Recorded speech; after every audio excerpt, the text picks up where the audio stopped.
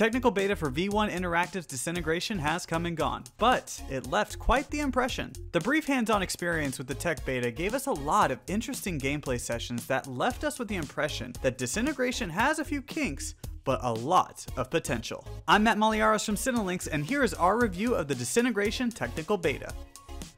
Before we get really into it, it's important to know that betas are not the final product. Some gameplay may be altered and improved upon by release. This is about our experience with the game at its current stage, how it works, and what we liked and didn't like. Now, to the Disintegration beta review.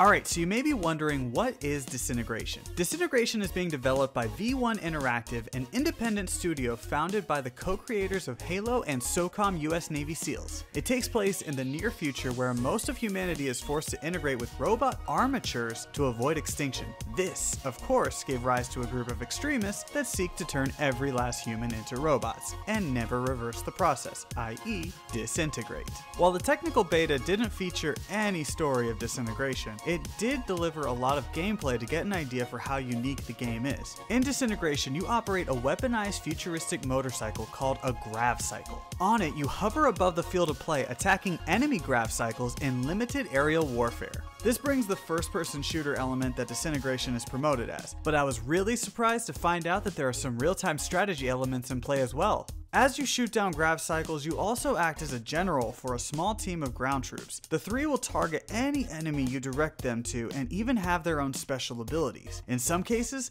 they can also pick up and move important items acquired on the battlefield. Using and protecting them in the heat of battle adds a challenging aspect to Disintegration. Even though it was a small sample size of what the finished game will be like, I liked what I saw in Disintegration. The gameplay is unique and challenging, your head needs to be on a swivel at all times as action is coming at you from literally everywhere. I also enjoyed the two multiplayer modes shown, Zone and Retrieval. Now, Zone is your standard capture and hold on to zones, but Retrieval is an interesting take on capture the flag. As attackers, you capture bombs from specific areas. Then, you carry those bombs to the enemy territory where 3 rockets are waiting. To score a point, you have to place a bomb in the rocket and watch it fly away. I hadn't seen capture the flag like that, but I really liked it. Another part of Disintegration that I really liked is that you can see the fingerprints of Halo all over Disintegration. For example, it looks like there will be a lot of replayability, especially on the multiplayer side, which has been the bread and butter for the Halo series. Things like multiplayer challenges to access customizable stuff like emotes, banners, and emblems, that's gonna give players something to strive for. And it's great that we're gonna have those to strive for, but at least from what I found in the technical beta, V1 Interactive is really gonna need to up the ante to keep players interested. But what will keep players around though, would be improved weapon damage for all classes. Disintegration's multiplayer has players choose a class to play as. For now, there are 7 classes to choose from: